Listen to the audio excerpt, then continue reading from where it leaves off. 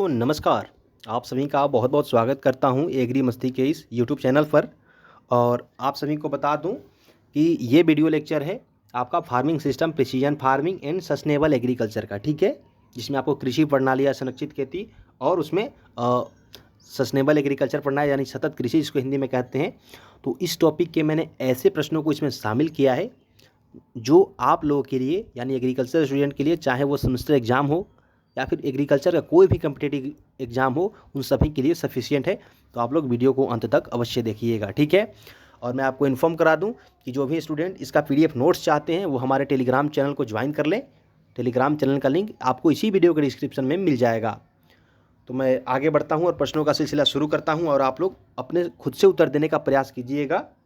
दोस्तों पहला प्रश्न है आपका, विश्व पर्यावरण दिवस मनाया जाता है। तो सिंपल सी बात है, ये जुलाई का महीना चल रहा है और अभी हाल ही में 5 जून को मनाया गया था विश्व पर्यावरण दिवस। सिर्फ मोबाइल में ही मनाया गया, वैसे कुछ किसी ने पेड़ वेड़ कुछ नहीं लगाया।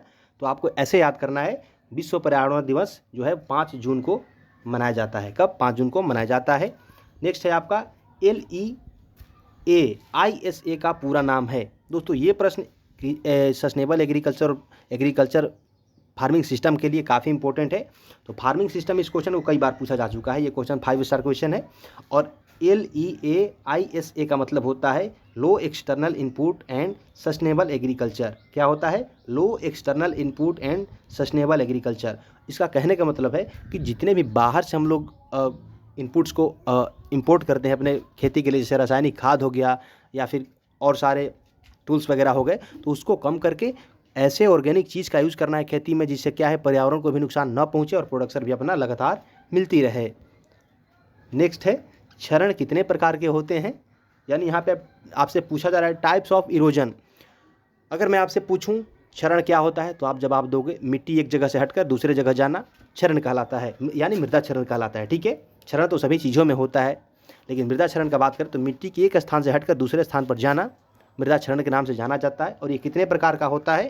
तो ये होता है भौतिक, जैविक और रासायनिक, 3 प्रकार का होता है, ठीक है। 3 प्रकार का होता है। मैं आपको बता दूं, क्वेश्चन के साथ साथ कॉन्सेप्ट भी क्लियर करा दूंगा, बस आप लोगों को वीडियो को देखते जाना है। नेक्स्ट है, वैश्विक तपन, जिसको इंग्लिश में कहते हैं ग्लोबल वार्मिंग, से बचने के लिए मुख्यतः किस प्रकार की कृषि प्रणाली अपनाते हैं, ठीक है। यहाँ पे आपसे पूछा गया है, तो इसका राइट आंसर होगा कृषि उद्यानिकी और कृषि वानिकी। इसको अपनाने से क्या होगा, जो ग्लोबल वार्मिंग है उससे हम लोग को मुक्ति मिल सकती है, ठीक है। और नेक्स्ट है, उतेरा फसल प्रणाली किस राज्य में प्रचलित है? तो दोस्तों उतेरा फसल प्रणाली ये मध्य प्रदेश स्टेट में पॉपुलर है, प्रचलित है। इसका प्रचलन MP में ही है। और दोस्तों एक और पूछा जाता है पैरा, ठीक है, पैरा फसल प्रणाली ये किस राज्य की है दोस्तों? तो पैरा फसल प्रणाली जो है ये आपका बिहार के लिए है, ठीक है। पैरा फसल प्रणाली बिहार स्टेट के लिए है और इसको पूर्वांचल यानी उत्तर प्रदेश के पूर्वांचल इलाके में भी इसको अपनाया जाता है। नेक्स्ट है, पूंजी प्रधान फसल का उदाहरण है। यानी आपसे पूछा जा रहा है ऐसे क्रॉप्स जो कि क्या है, पूंजी प्रधान, यानी ऐसे क्रॉप्स जो कि कैश क्रॉप के रूप में जाने जाते हैं। तो वो कौन कौन से हैं? आपका गन्ना, कपास, आलू इत्यादि, ये सब कैश क्रॉप के अंदर आते हैं, ठीक है। और नेक्स्ट है, सघन फसल अपनाई जाती है। दोस्तों सघन फसल कब अपनाई जाती है? सीमित भूमि में अपनाई जाती है। अगर आपके पास ज़मीन कम हो तो भाई जाहिर सी बात है आप सोचोगे कि उतनी ही ज़मीन के टुकड़ा में आप बहुत से ज़्यादा फसल का प्रोडक्शन ले सकें, तो उसके लिए आप लोग क्या करेंगे, सघन फसल को अपनाएंगे, ठीक है। और नेक्स्ट है, कृषि फसलों और पर्यावरण का संबंध का अध्ययन कहलाता है। तो ये कृषि पारिस्थितिकी कहलाता है। यानी अगर आपसे पूछा जाए अगर जीवों और उसके पर्यावरण के संबंध को क्या कहते हैं, तो उसको सिर्फ पारिस्थितिकी कहते हैं। और यहाँ पे कृषि फसलों और पर्यावरण के संबंध का बात करें तो ये सिंपल सी बात है, कृषि फसल आ गया तो ये कृषि पारिस्थितिकी के नाम से जाना जाएगा। नेक्स्ट है, टिकाऊ खेती का उद्देश्य है। तो टिकाऊ खेती का उद्देश्य क्या है अगर आपसे पूछा जाए तो आप बता देना पर्यावरण के अनुकूल और आर्थिक रूप से टिकाऊ। ऐसा नहीं कि खेती में केवल प्रोडक्शन लेना है, ज़मीन चाहे कितना भी ख़राब क्यों ना हो जाए, आपको सिर्फ प्रोडक्शन चाहिए, ऐसा नहीं करना है। उसके लिए टिकाऊ खेती का यूज़ किया जाता है। और टिकाऊ खेती का मेन पर्पज़ क्या है? पर्यावरण के अनुकूलन, यानी पर्यावरण के संरक्षण के साथ साथ प्रोडक्शन लेना है, ठीक है। नेक्स्ट है, फसल प्लस पेड़ किसका उदाहरण है? तो दोस्तों फसल प्लस पेड़ सिल्वीकल्चर का उदाहरण है, ठीक है। इसको सिल्वीकल्चर कहते हैं, ठीक है। और ये सिल्वीकल्चर हिंदी में लिखिए, इंग्लिश में लिखिए, इसका मतलब यही निकलता है। तो फसल प्लस पेड़ अगर आपसे पूछा जाए तो ये सिल्वीकल्चर के अंदर आता है। नेक्स्ट है उदासीन मृदा का पीएच मान। ये बिल्कुल बच्चों वाली प्रश्न है। आपको पता है पीएच स्केल पे क्या होता है, इधर 0 होता है और इधर क्या होता है 14 होता है, ठीक है, और बीच में क्या होता है 7 होता है, ठीक है। तो यहाँ पे आपसे पूछा जा रहा है, आपको जैसे कि आपको पता है इधर लेफ्ट साइड में बढ़िएगा, अगर 7 से कम होगा तो वो क्या होता है, वो एसिडिक होता है, ठीक है, और इधर जाइएगा तो वो बेसिक होता है यानी क्षारीय होता है, ठीक है। तो 7 जो होता है वो न्यूट्रल होता है, उदासीन होता है, इसलिए उदासीन मृदा का पीएच मान कितना होगा, 7 होगा। नेक्स्ट है उत्पादक के कारक कौन कौन से हैं।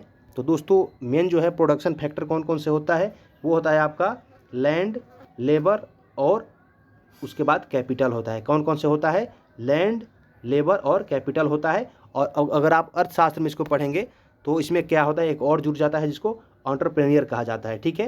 लेकिन अगर फार्मिंग सिस्टम के पॉइंट ऑफ व्यू से देखा जाए तो उत्पादक के कारक लैंड, लेबर और कैपिटल होता है, जिसको हिंदी में भूमि, श्रम और पूंजी कहते हैं।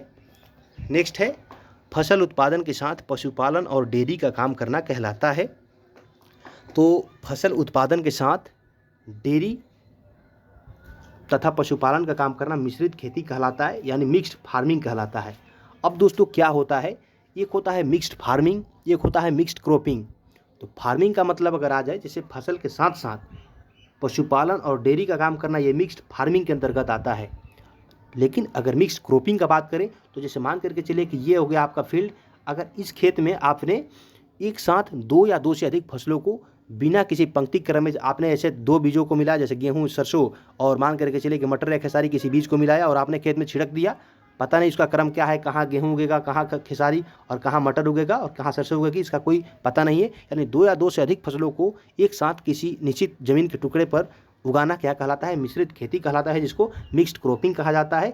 लेकिन अगर फसल उत्पादन के साथ पशुपालन या डेयरी का काम करें तो वो मिक्स्ड फार्मिंग के अंदर आता है, ठीक है। और नेक्स्ट है बहुफसल सूचकांक किसने दिया। तो दोस्तों इस प्रश्न को तो कई बार पूछा जा चुका है और कई बार कहने का मतलब ना जाने कितने बार, लगभग सभी एग्जाम्स में जहाँ पे फार्मिंग सिस्टम का क्वेश्चन आता है इसको पूछा जाता है। यानी बहुफसल सूचकांक यानी मल्टीपल इंडेक्स किसने दिया था, तो डालरिम्पल ने दिया था। किसने दिया था, डालरिम्पल ने दिया था, ठीक है, डालरिम्पल ने दिया था। और आगे बढ़ते हैं, आगे है फसल सघनता का सूत्र होता है, सॉरी मैंने शत्रु बोल दिया, क्या है ना, ये फसल सघनता के यहाँ पे फार्मूला पूछा जा रहा है, यानी फार्मूला ऑफ क्रॉप इंटेंसिटी, ठीक है। तो इसका सूत्र होता है कुल फसली क्षेत्र, सॉरी ये तो स्लाइड बदल गया, नेक्स्ट है वही है आपका जो है क्रॉपिंग इंटेंसिटी का फार्मूला है।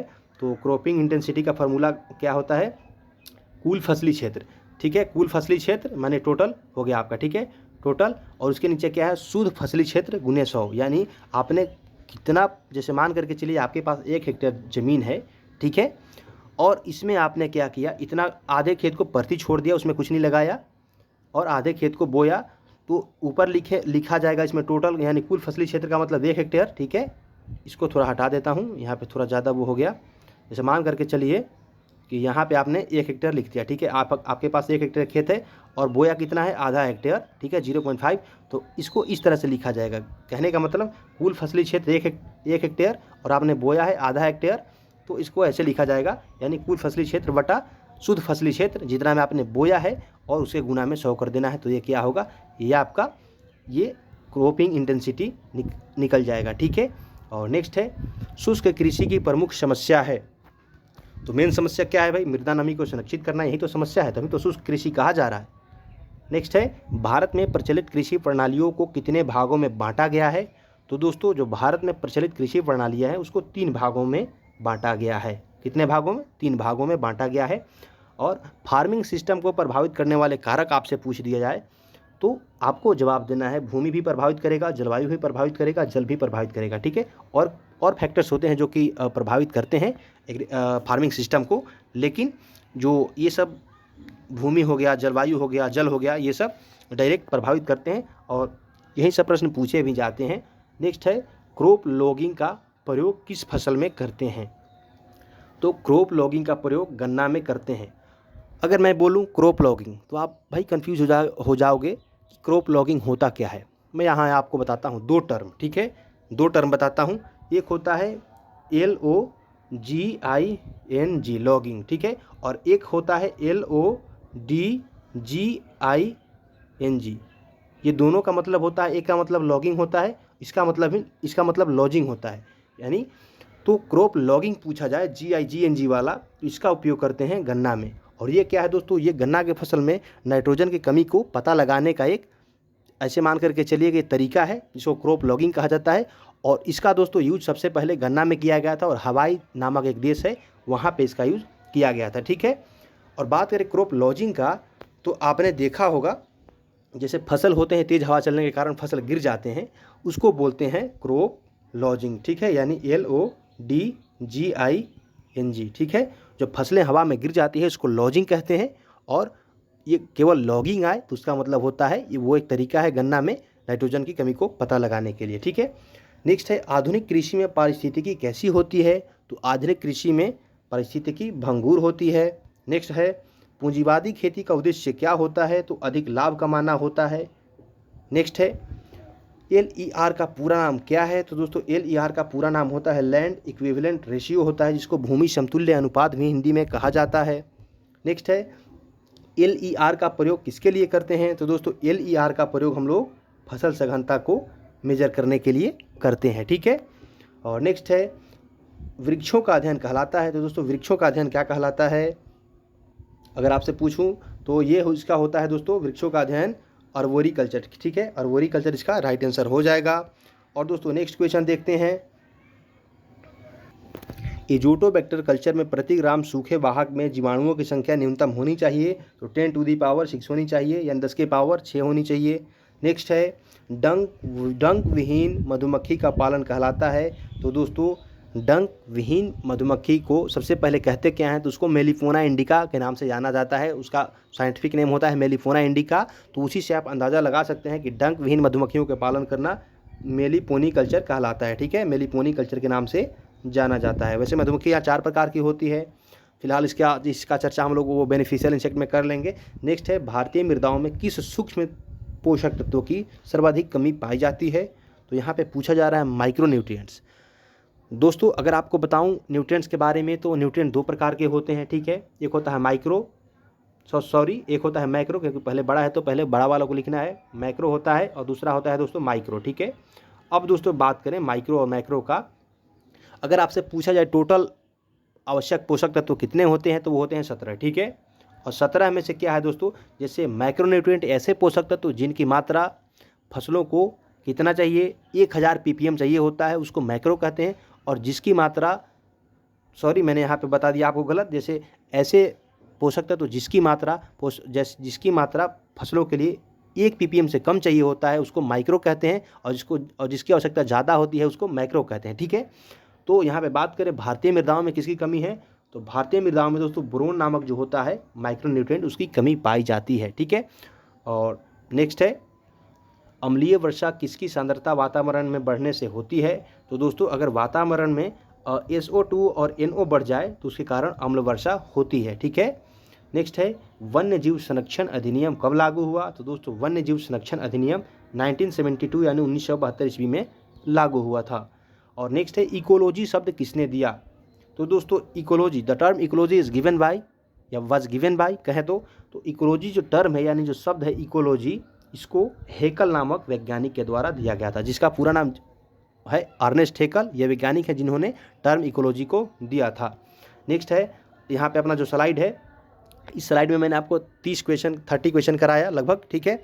और मैं आशा करता हूँ कि ये जो प्रश्न है ये आप लोग के लिए परीक्षा के दृष्टि से काफ़ी महत्वपूर्ण होंगे। और फार्मिंग सिस्टम से रिलेटेड ये सभी प्रश्न थे और कई बार परीक्षाओं में पूछे गए प्रश्न ही थे, ठीक है। तो ऐसे ही प्रश्न आगे भी लाऊंगा आप लोगों के लिए। पहला लेक्चर था, इसका और दूसरा लेक्चर भी आएगा। अगर आप चाहते हैं कि सभी लेक्चर्स का वीडियो आपको आसानी से मिलती रहे तो आप चैनल को सब्सक्राइब अवश्य कर लेना और वीडियो को लाइक कर देना अगर पसंद आए तो, ठीक है। नहीं आए तो कोई बात नहीं। और अगर आप चाहते हैं टेलीग्राम ज्वाइन करके PDF लेना तो भी आप ले सकते हैं, अदरवाइज़ कोई बात नहीं, आप मुझे इंस्टाग्राम पे भी फॉलो कर सकते हैं, ठीक है। फिलहाल इस वीडियो को यहीं समाप्त करते हैं और मिलते हैं एक नई और अगली वीडियो में। तब तक के लिए आप सभी का बहुत बहुत धन्यवाद।